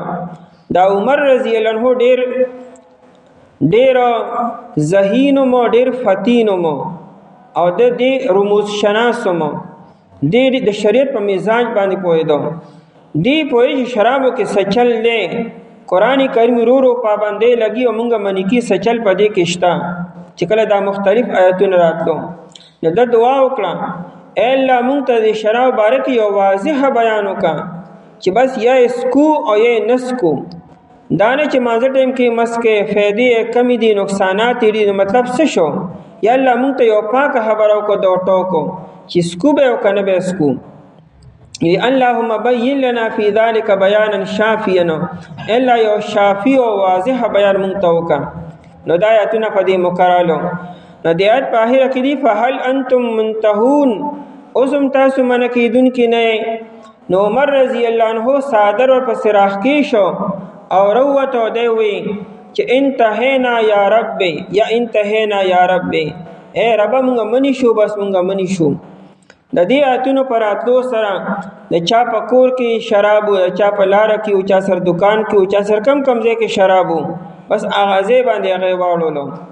دی نه وی چې دا شته به استعمال کړو نو آینده کې بیا نور نه اخلو. نه شراب چې کم دی کې چا سره هغه غورځولی دي، تر دې که چا په خوله کې ګوټ و نو هغه د مرۍ نه تېر کړی نه هغه را غورځولی دی، او که چا په خېټه کې نو هغې الټۍ کړي او هغې را غورځولی دي. دومره شرابو سره نفرت پیدا شو. دې نه بعد چا شراب بیا نه څښلي. د شرابو حرمت د غزوې احد نه بعد راغلی دی. په سن 3 هجرۍ کې د احد واقعه چې وشوه د هغې نه بعد د شرابو حرمت راغی. اوس شراب مکمل حرام دي. د نبی علیه السلام په زمانه کې 2 قسمه شراب و، یعنی نبی او د انګورو نه جوړ شوي شراب او د کجورو نه جوړ شوي شراب. لیکن اوس شراب که د هر څه نه وي، که د انګورو نه وي، که د کجورو نه وي، که د دالو نه، که د وریجو نه، او که د بل یو ایټم نه وي چې پای کې نشه وي نو بس حرام دي. لکه کل مسکرین حرام، نبی علیہ السلام فرمایي هر یو نشه آور څیز چې دی دا حرام دی. دا شراب چې جوړیږي نبی علیہ السلام زمانه کې و د انګورو چې دا کم کچا رس دی دا بدی په اور باندې کېښودو، او یا چې دا کم پیټه کدو وي دا پیټه کدو به دیره دننه نه د دې دا مغز به وباسو او دا به نور ته وچ کو نو دی به راغونډ شو. یا دا کدو چې دا ګرم دی نو عربو علاقه هم ګرمه ده، په دې کې به دی د انګورو دا رس واچولو نو دا به یې کېښودو نو چې په دې به 3 ورځې تېرې شي په دې باندې د دې نه به خود به خود شراب جوړ شو، په دې کې به نشه پیدا شوه. دا هم یوه طریقه وه. دارنګې نور لوښي هم دي تیارولو او پای کې به شراب جوړولو، لیکن دا هم یو طریقه وه. او یو طریقه دا چې دی په اور باندې کېښودو، چې په اور به یې کېښودو ایله به یې زګ پای باندې راغی نو چې 3 سي اوبه به وي او د هغې نه به 2 سي وچې شوې او 1 حصه به پاتې شوه، دې نه به شراب جوړ شو. د شرابو د جوړو طریقه هم دقه ده چې مثال 3 ګیلاسه یا 3 پیالې اوبه دي د انګورو یا د کجورو، هغه ته په اور باندې کېږده، هغې له جوش ورکوه چې کله دې نه 1 حصه پاتې شوه او 2 حصې له دې نه وچې شوې والوتې، دا 1 حصه دا شراب دي. دې کې نشه هم راغلی ده، دا به تا نشه کېږي دا شراب دي. او دا هر قسم چې دی دا حرام دی. حدیث نه مو د آیت پر سره مو یا ایها الذین آمنو، اے ها کسانو چې ایمان وروړی دی، لس تاکیدات رالو او لس اشارات په دې آیتونو کې راغلي چې شرابو نه ځان وساتئ، ځان وساتئ او ځان وساتئ. هغه لس څه دي په دې آیت کې بیانېږي. شرابو سره د جوارې ذکر هم وکړو او د بوتانو ذکر ورسره هم وکړو او د فالونو چې کوم غشي به چې په پالونه به چې په کوم غشو باندې اچول دا یې ذکر هم وکړو. مقصود اصل کې د شرابو حرمت دی او دا 3 خبرې ورسره هم ذکر کړئ چې مزید چې د شرابو حرمت او اهمیت واضح شي. یا ایها الذین آمنو، اے ها کسانو چې ایمان وروړی دی، انما الخمر، وګوره یا ایها الذین آمنو یووی دا ډیر د محبت اظهار دی چې الله تعالی وی اے مؤمنان تاسو ته وایم خلک خو ډیر زیات دی، په دې ډیرو خلکو کې ما مؤمنان چې ناغي خاص کړو نو اے مؤمنانو تاسو ته وایم نو مؤمنان لم په کاردار چې وګو تکیزي نو دا یا ایه الذین آمنو یو اشاره ده چې مؤمنانو تاسو دا خبره کومه. دویم انما یوي انما سره یو خبره مضبوطه شي پای کې تاکید پیدا شي، قوت پکې پیدا شي چې خبر خدا اوریدوم دار چې کوم دیات کې بیانېږي. انما بشکا د انما اصل خپل معنا دارا خبر دادا او بل نه ده، یعنی خبر د اوریدوم دار چې کوم دیات کې بیانېږي، نور خبره د اوریدو نه دي. نو الخمر والمیسر، الخمر خمر اصل کې پټول ته وي. خمر تا خمر ولی وی دی شراب ته ولی خمر وی، دا د انسان په عقل باندې پرده راولي. خمار لوپټی ته وی او دارنګه خمار هغه سرپیچک تم وی. دا په خوا چې کم زنانه مشرانه دیو دې سر ته کپڑا چولې وا ایته به سرپیچک وی. نو دا سره کې سر پیچکو د سر نه به توکړې وا، ایت عربی کې خمار وی. خمار هغه لوپټی تم وی چې زنانه د غاړې نه تاو کی او تر دې سینې پورې خپل ځان پکې پټې تم خمار ویل کېږي. نایتم خمار زکوي چې باندې زنانه سر پټ کړی وي او د بدن د ایسې پټ کړی کو ته خمار وي. نو انما الخمر بشک شراب چې دی، شراب د انسان په عقل پرده راولي. چې شراب کله شراب نوشي وکي انسان په خپل او پردي او خو بد باندې نه پويږي. امام ابن ابي الدنيا رحمه الله لیکلی دی چې یو شرابي مولیدو هغه واړه بول کولو او خپل واړه بول په لاسو کې راغستل او په لپکې او ځان په دې مخ باندې او په دې لاسونو باندې اچولو او دی وی چې الحمدلله الذي جعل الاسلام نورا والماء طهورا. دا الله شکر ادا کو چې الله تعالی اسلام یو رڼا والا مذهب ګرځول دی او دا به ډېر د پاکي ذریعہ ګرځولې او لګیا سره واړه بردان مخ باندې اچي وې دا ډېر خپل پاکي وبدي بدن می پاکيږي. دا د شراب حالت شي بیا چې شراب نوشي وشي نو بیا انسان په ځان کم دی کويږي، بیا د خپل مور او د خور او د بیبي منځ کې فرق نشي کولی، फायदा او نقصان کې فرق نشي کولی. دنیا کې څومره واقعات راغلي دي چې د شراب او د لاس انسان کمی کارنامې خلکو کړی دي، کم نقصانات شوي دي. نو انما الخمر والمیسر بشک شراب چي دي والمیسر او جواری. 2010 کې په امریکا کې په شراب باندې چې کم دغه شو کم تحقیق او ریسرچ شو نه هغه دا و چې دی شراب د وجې څومره نقصانات او څومره جرایم شوي دي.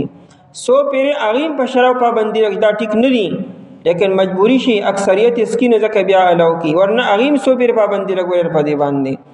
انما الخمر بشک شراب چي دي والمیسر جواری. میسر اصل کې سہولت او اسانتیا ته وي، دی جواری ته میسر ولي وي. دې کې انسان ډیر په اسانه په لږ وخت یا کروڑپتی او رپتی شي او یا بالکل کنګال شي، یا د بنگلو مالک شي یا کنګال شي، بیا په لږ سات کې په لږ وخت کې په اسانه باندې دغه ته میسر ویل کېږي. مراد نه جوا دا جواری دا او سټا دا او قمار ته مربه کې وي. والمیسر او جواری چې دا جواری دی ته وي چې انسان خپل مال په خطر کې ورزي، مال لګې لیکن داغي انجام ته نه معلوم چې تا ته فائدہ کیږي تا ته نقصان کیږي، دې ته جواری ویل کېږي. جواری چې ادم حرام ده کدي ځکه دوی مسیپاره کې مشوي او د جواری څومره قسمونه چې ټولم حرام دي.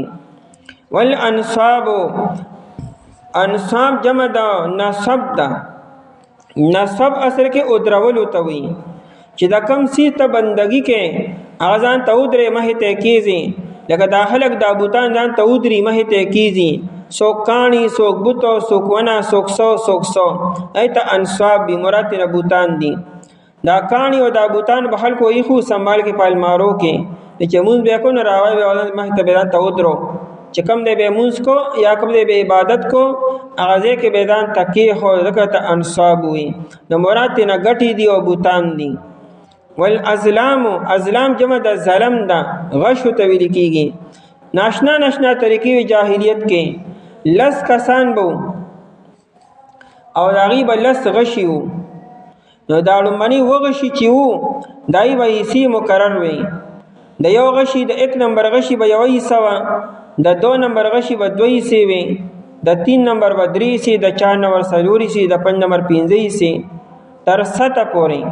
نو د 7 نمبر به 7 سی وي، د 8 نمبر به یوې سم نو، د 9 نمبر هم سی سنو، 10 نمبر سی سبا نو. نو دی به یو هوا غستا به اعلی لکړه ناغه به ایسی به لس ایسی به کړي نو دی با لس کسان بم ناستو نو د ار یو په نوم باندې به غشي رو باسو نو چې چا په نوم به کم یو غشي رو وته لکه مثال د 3 نمبر والا غشي برو وته داغه ته بدري سی به ور کړي دا وحینا چې 5 نمبر غشي برو وته نو 15 سی ور کړي وم نمبر ته به وې سی ور کړي نو دارنګي او چې چا به 8 رو وته هغه به 20 ملیون شو انا کې پیسې به ور کړي په وخ کې او چې چا به نور وته هغه هم 100 ملیون شته خالی وو او 10 نمبر ته هم 100 ملیون شو نو دې درې واړو بیا و خبره غستوا دا 8 دا 9 دا 10 کې چاره وته دې درې واړو بیا بل و غستوا په خپل پیسو باندې هغه سره به دا شان چل بیا کو بیا اعلان وکړه دای به بیا د کشانی سی وکړي نو پیسې به ټول ور کړې وي او حساب وته نه ملاوي دا نو دې ته ازلام وي نو دا غشي د فالو او یو طریقه دام وا چې درې غشي وو د یو معنا بدا امرنی ربي او د بل معنا بدا نهانی ربي او دریم بخالی وو یو سړی بچ سفر باندې تو یا یو کار به کو نو مجاور لبراغ د خانه کعبه په ویخ کې بچ ناستو دیوال سره هغه سبا درې وړ غشي وو هغه ته مال فال وا چې اعظم سفر باندې چلړ شم او کلړ نشم دا سفر به د خیر یو کنه ناو دریو غشو کې یو غشي رو باسو کادای پاسه به لیکلو امرانی ربي نو مطلب سو ما طرف دا وی چې او سفر کو دا خیر دی نو په سفر بلاړو هغه خادم ته مجاور ته وسه نظرانه پیش کړ په سفر بلاړو کدابل غشي وروته نهانی ربي زما رب زمانه کړم چې مزه دې سفر کې خیر نشتا یا بنته او کابل وروته د دې مطلب دا چې دی وخت توقف ته لا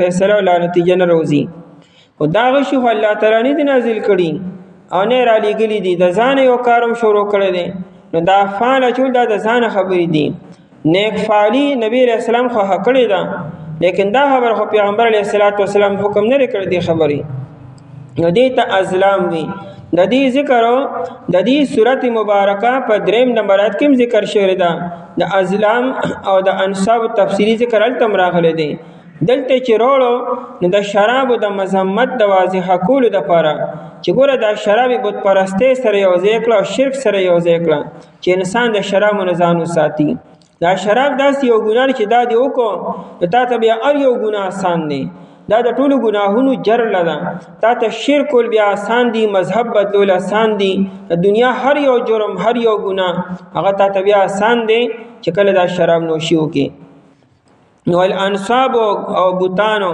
والازلام او غشي د فعل رجسون دا گندگی دا رجسون هغه نجاست او هغه گندگی توي چې داینه انسان نفرت کی کرکت نه کی ګوري وتمنا لا سلام نوړي نو د شراب او د جواره ته رجسون وي دا ګور یو گندگی دا د دین یو عقل سلیم والا انسان به نزان ډیر لري ساتي او من عمل الشیطان اکثر د شراب نوشی کون کې مخونو ته وګوره خلو ته وګوره دا بدبو به رواني د غاخونه به تک تورشي سرشي بوي انسان لته نکرک ورزي دا انسان نه ځکه قران کریم دې سنوي من عمل الشیطان دا عمل د شیطان نه دی دا شیطان تا آماده کی د شراب اسکلو د پاره او تاوی توی گدی کلی خپل دی یو سیب تنو کا یو ګډ تنو اس کا من عمل الشیطان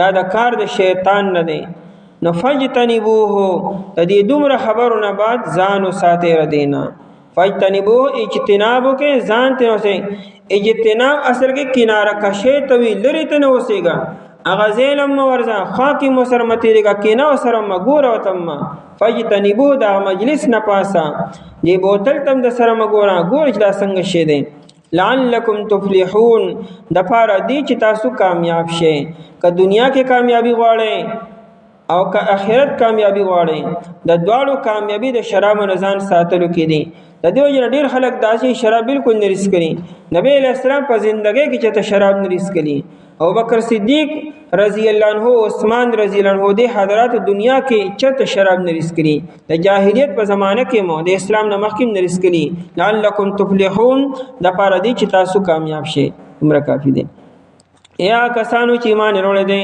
بېشکه شراب او جواری او بوتان او غشي د فال ګندګي را د عمل د شیطان نه ده پس ځان وساتئ له دې نه دپاره دی چې تاسو کامیاب شئ.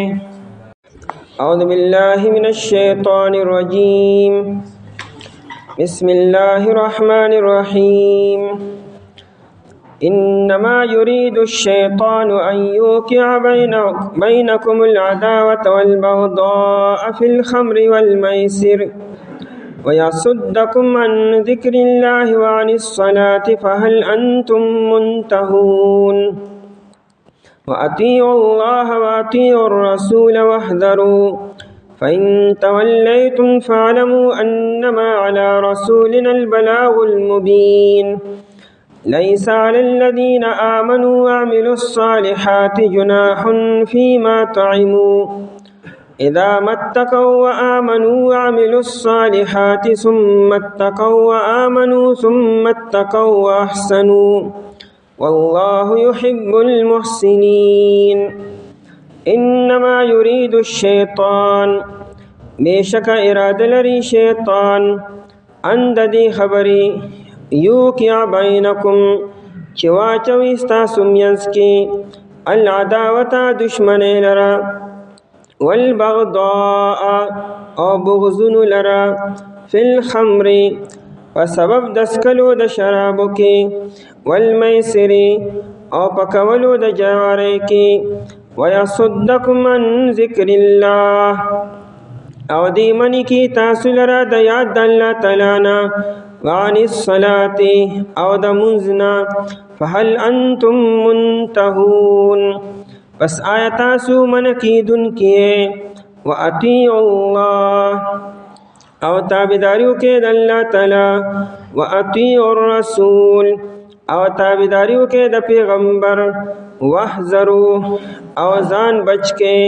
فإن تولیتم پس کچې تاسو مخ واړولو فاعلموا پس پوه شئ تاسو انما علی رسولنا چې بېشکه د پیغمبر زمونږ په ذمه باندې دي البلاغ المبین رسول واضحه لیس علی الذین آمنوا نشته دی پاکستانو باندې چې ایمان وروړی دی وعملوا الصالحات او عملونه کړي دي نیک جناح سقسم گناہ فیما طعموا په هغه څه کې چې دی خوړلی دي اذا متقوا کله چې دی ځان بچ کړو د شرک نه وآمنوا ایمان وروړو وعملوا الصالحات او عملونه کړیو نیک ثم اتقوا بیا دی ځان بچ کړو د ګناهونو نه وآمنوا ایمان وروړو ثم اتقوا بیا دی ځان بچ کړو د مشتبهاتونه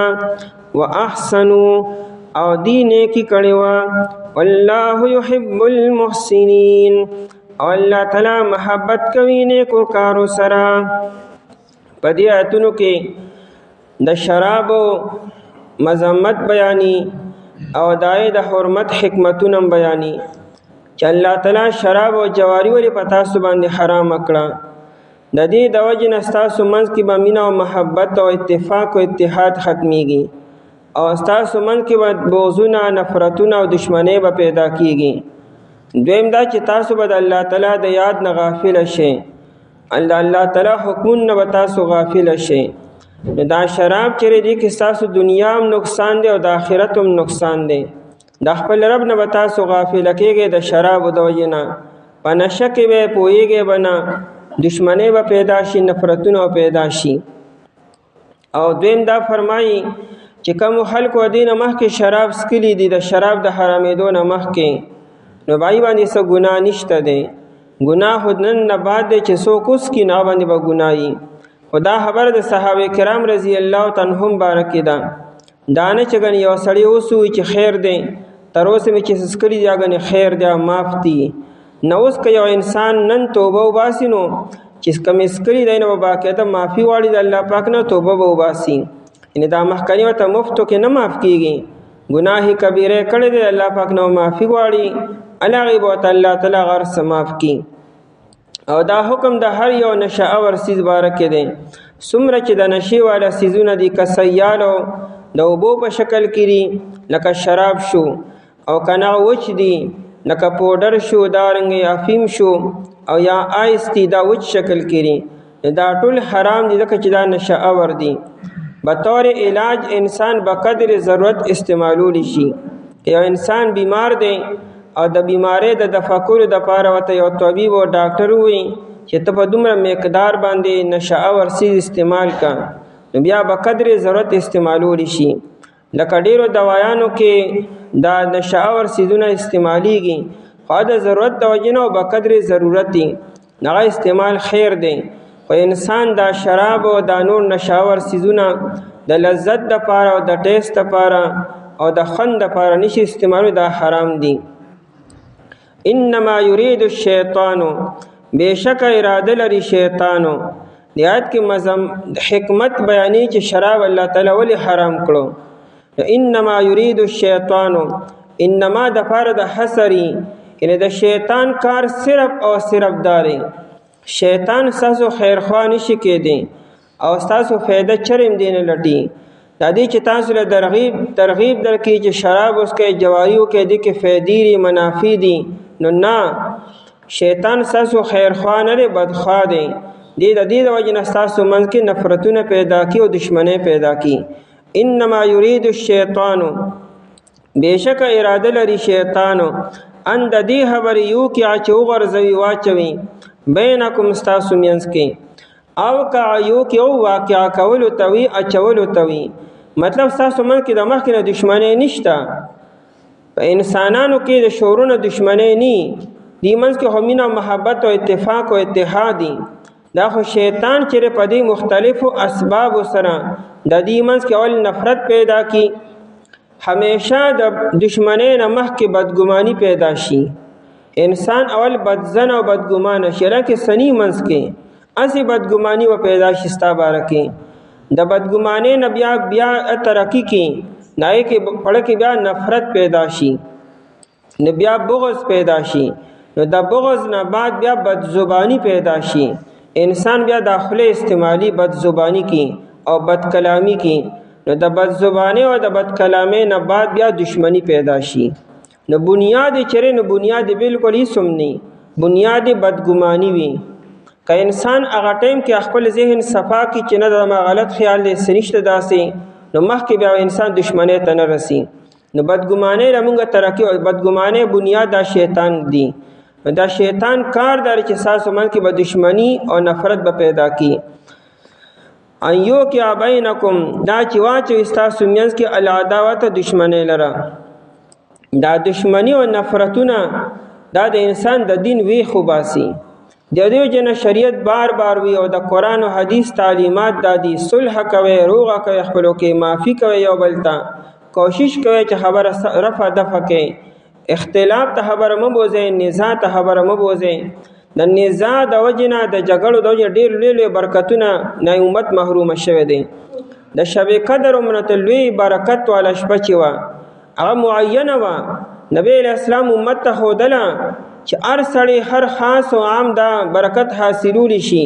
خو چې راووت او دوو کسانو خپلو کې جګړه کوله، نبی علیہ السلام د هغې په خلاصي باندې شو، لیکن چې کوم تعیین د شپې و هغه د نبی علم هیر شو ترې نه، اوچت شو د هغې نه، عزتي کې به خیري نو، لیکن ظاهره کې سبب یې څه وګرځېدو؟ د دوو کسانو دشمني او نفرتو. ان یوقع بینکم، دا چې واچوي ستاسو منځ کې العداوت دشمنۍ لره، والبغضاء او بغضونو لره او نفرتونو لره. د بغض تعلق لسري، اول بغض پړه کې پیدا شي او بیا د نه بعد بیا دشمنی پیدا شي. د دشمنۍ تعلق ظاهر سره دی او د بغضا تعلق د زړه سره دی. او دا ولې پیدا کی؟ د غټه وجه څه ده؟ فی الخمر والمیسر، دا فی سببیه دی، په سبب د څکلو د شرابو. چې شراب تاسو اوس کې نشه وکئ، نو خامخا ستاسو به چا سره بدکلامي پیدا کېږي به، او تا ته یو خبره وکړي پتا به ښه ونه لګي، دماغ به دې کار نه کوي. لکه په نشه کې به کیدای شي ډېر دې څکلي وي، په دماغ یې د اثر کړي، نو تا ته به سمه خبره بده ښکاري. د شرابو د وجې نه خو واقعات داسې شي و که نه. حمزه رضی الله تعالی عنه ناستو، شراب لانو حرام شوي، د شرابو محفل لګېدلو، دای نه بعد نظمونه شروع شو، قصیدې شروع شوې. یو سندرغاړي دا وایي چې حمزه څونه خوند به وکړي. بار د علي رضی الله عنه دوه اوښانې ناستې وې. هغه دا اراده کړو چې ځم مکې مکرمې ته، او په دې به ازخر یو بوټی و، دا به زرګرانو استعمالو او په دې چتونو کې به هم استعمالېدو. هغه یو یهودي سره خبره کړې وه، سونار سره، چې دواړه به لړ شو، هلته کې به د ازخر بوټي والو او دلته به مدینې ته ورته به خرڅ کړو. نو زما اراده وه چې په دې به ځان له نکاح وکړم، ولیمه به وکړم. او ما سره دکه دوه اوښې وې. نو اوښې بار تړلې وې، د دننه پړي مړي برابرولو. دلته کې حمزه رضی الله عنه شراب څکلو. هغه اشعار داسې وو چې حمزه رضی الله عنه راغی او ژوندۍ اوښې ناستې وې. دای دا کوهانونه په چاړه باندې په توره باندې ووالو، اینه لاندې او دا اینا او دا سګي وړی ول روباسو. اینده کا وختي هغه سندرغاړي ته په پلړ کې کېښودو. اوس ویني او ټولې دواړه اوښې په وینو کې لهو لهان دي. علي رضی الله عنه چې راووتو، چې وې که دواړه اوښې په وینو کې لت پت وې. وی دا چا؟ وی دا ریترو حمزه رضی الله تعالی عنه. علي رضی الله عنه راغی نبی علیہ السلام له، وی دومره می جړل، دومره را باندې غم چې خبره مې نه شو کولی چې څه چل شوی دی. وی راته وی چې علي څه چل شوی دی؟ وی ما اشاره وکړه چې بار وګوره بار څه دي. نبی علیہ السلام چې راووتو وی کته اوښانې دکه شانتې وې. او وی حمزه کم ځای کې دی؟ نو پلانکي کور کې دی. نبی علیہ السلام راغی، حمزه داري څه کړي دي؟ چې ورو بره کتلو، دومره ډیر شراب اسکلو چې سترګې نشي کولاولی. دا ولې د نبی علیہ السلام قدمونو مبارکو ته وکتو، نو بیا پانډۍ ته وکتو، نو بیا ورو بره وکتو، او دا سترګې تکې سرې وې. نو دی وی او تاسو ټول زما غلامان یې. نبی علیہ السلام ته وی تاسو زما غلامان یې. نبی علیہ السلام پوه شو چې حمزه په هوش او حواس کې نه دی. او دا هر سره وجه د شرابو د وجې نه وشو، دومره نقصان مو شو. او که دا بل څوک هغه په حمزه رضی الله عنه توره چلولې وي چې تا د ما اوښې څنګه لالې کړې، نو څومره لوی دښمني پیدا شوې وه. دا علي رضی الله عنه نبی علیہ السلام چې دا مقام محل ته وکتلو، حالات رفع دفع شو. لیکن که بل څوک څونه مسله به جوړه شوې وه. نو دا د شرابو د وجې نه چې بیا دښمني او نفرتونه پیدا شي. انسان بیا پلار نه پیژني، زوی نه پیژني، رور نه پیژني، خپل او پردي نه پیژني. بچې څه وکړو به یې وکړو. نو فل خمر په سبب د سکلو د شرابو، والمیسر او په سبب د کولو د جوارې. میسر جوارې ته وي، قمار ته وي. د جوارې د وجې نه دښمنۍ پیدا کېږي، نفرتونه پیدا کېږي. ځکه جوارې کې به یا ګټي یا به بیلې به چې دی وګټله، نو حرس او هوس تر کې نورم پیدا شو. دا کې نورم حرس ورې نورو کما ورګه نورو کما، نو تا کې حرس او هوس پیدا کیږي، حیوانیت در کې پیدا کیږي. او چې چا بیلا نا کې دن انتقام پیدا کیږي چې دمان د اعمال په لک سات کې ول لړو. نو ته بیا رد د ویني د سکلو کوشش وکې، تب بیا سکه بیا قرض را لې د ضرورت سيزونه به خرڅې با سس بنکې، هغه هم ته بیلی با نه هره کې بس کې بیا خامخا د سړی ولر کې با. یعنی د انتقام جذبات پتا کې پیدا کیږي با، دن به خټ کیږي. او بنیاد سره دا جواری دا والمیسر او په سبب د کولو د جواری. ويصدكم عن ذکر الله او من کوي تاسو لنه د یاد د الله تعالی نه. شیطان تاسو د الله تعالی د یادولو نه منی کې. مؤمن مسلمان هو به هر ټیم الله یادي په جبه باندې او پړکه به هر ټیم الله یاد ساتي او په جبه باندې مې وي. د دې وجه نه ذکر او اذکار د هر ټیم راغلي، د هر ټیم دعاګانې دي. چې کله ته په شرابو کې مبتلا شي او په جوارې کې مبتلا، ته به د الله څخه یاد کې، ته به څه دعاګانې وي. عن ذکر الله د یادولو د الله تعالی نه، وعن الصلاة او د مون نه. د الله تعالی په یادولو کې لوی عمل دا مون دی. مون دا اول نواله تر اخره پورې ټول د الله تعالی د یاد یو ذریعہ ده. دا مون داسې عبادت دی چې په دې کې ټول بدن مکمل طور باندې الله تعالی ته متوجي وي. نو دا منځ بهترین ذکر دی. وعن الصلاة او د مون نه.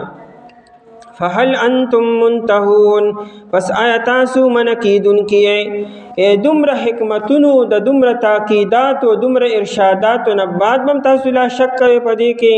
اوس به ملا تاسو رستو کېږئ چې نه خیر دی بیا به شي او بیا به شي که نه منې کېږئ به نو منې شی شرابونه چې سراسر نقصان دی سراسر چې کوم دی نو ستاسو لپاره هلاکت دی نو فهل انتم منتهون پس آیا تاسو منع کېدونکي یې نو مطلب دا منې شی تاسو علامه زمخشري چې دی نو کشاف تفسیر هغه لیکلی دی او ابن عاشور هم دا خبر را نقل کړې ده عرب چې دی چې هل انت فاعل کذا نو دا دی هغه ځای کې وي که نه چې یو کار کول په کار دی خو ته پکې سستی کیلانی کوي ته وایې دا وبشي بیا به وکړو نو عرب په داسې وخت کې تا درې چې پاسه دا کار وکړه نو تا ته هل انت فاعل کذا لکه ته دا کار کوې که نه نو دا انداز داسې چې مطلب دا کار وکړه دی کې تاخیر مه کوه دا رکولو کار دی نو قرآن فهل انتم منتهون وي مقصد دا دی چې فوراً شروع کې د اوس نه شروع کې دا نه چې بیا نه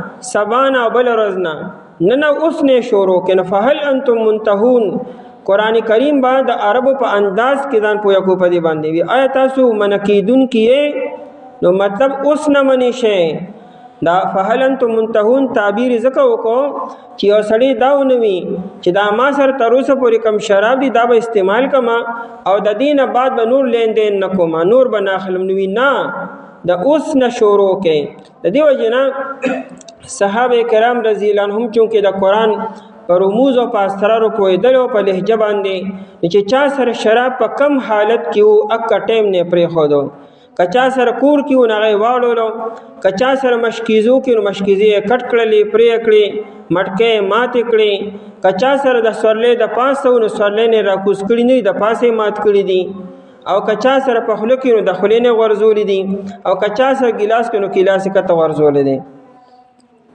د دې وجې نه څو ورځې په لارو کوڅو کې د شرابو دا بوی محسوس یې د دومره شراب بهدلي وو بلکې یو صحابي یو قافله د ملک شام نه د شرابو ډکه راوسته هغه څومره سرمایه پای باندې لګولې وه او دې کې چې مدینې ته څنګه راورسېدو نه ته چا وایي شرابو حرام شو نه دا ونه چې دا به اوس څه کېږي زه خو دا شومه زه خو دا شومه توره یې راواغسته او د سورلو د پاسه چونکې هغه زمانه کې مشکیزې د سرمنې به وي نه هغه مشکونه یې د سورلو د پاسه پرې کول شروع کړو او شراب کته بهدلو قرآن کریم فهل انتم منتهون وی عمل د اوس نه شروع کې عربی کې یو مقوله هلک المتصوفون دا څوک چې صوفه کی کنه دا هلاک شو یو سړی سبا نه به عمل کوم کهیری سبا نه به شروع کوم سبا کنده راغلی اوس نه به شروع کې عملو ټومار اوستا په قسمت کې کم دی کړي چې سبا نه د اوس نه به شروع کې د اوس نه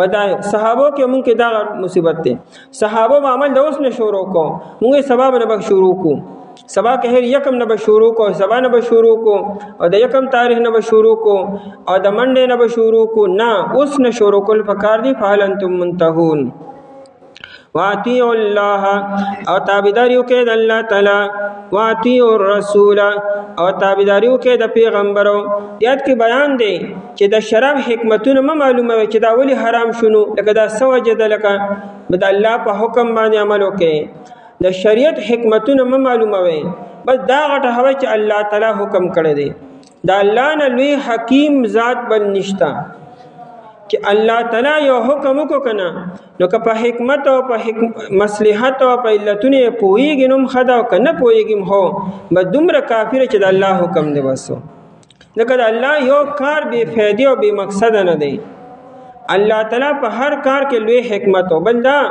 چې د الله تعالی کم یو حکم چیرې کنه دې کې د بنده سراسر فایده را او چې د کم کار نه منې کړي بس په دې کې د بنده نقصان دی دا نه چې دې کې د الله تعالی خپل فایده ده د الله تعالی په یو حکم کې خپل فایده نشته د مونږه فایده را پکې چې بس انسان په الله تعالی باور او اعتماد وکي چې بس الله وی حرام دی نو بس حرام دی اطیع الله عاشق چې ده کنه حقیقی معنو کې عاشق ا د خپل محبوب نه دا تپوسو دا ولی او دا ولی ا دا په کتاب کې ولی ني هغه د خپل محبوب او اشارو ته ګوري چې زما محبوب په کوم خبرو خوشاليږي چې هغه په خلمو نوي داغه مزاج ته ګوري طبيعت ته ګوري هغه شانت ځان کی نو انسان وي زما الله سره مینه ده، الله حبیب سره مې مینه ده، ته به حکمتونه او علتونو تپوس کې به د الله حکم دی حرام نو بس حرامو.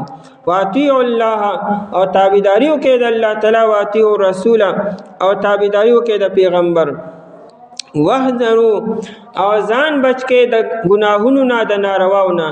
حذر احتیاط کولو ته وي، ځان بچ کولو ته وي. او ځان بچ کې د خبرونه چې کوم څیزونه حرام دي بس حرام دي. فإن تولیتم پس کچره تاسو مخ واړو، یک تاسو اعراض وکړو، صحابه کرامو کوم د اعراض کړی دی خطاب اصل کې ما تاسو ته دی، یا به فرض محال ک تاسو اعراض وکړو بیا بسی.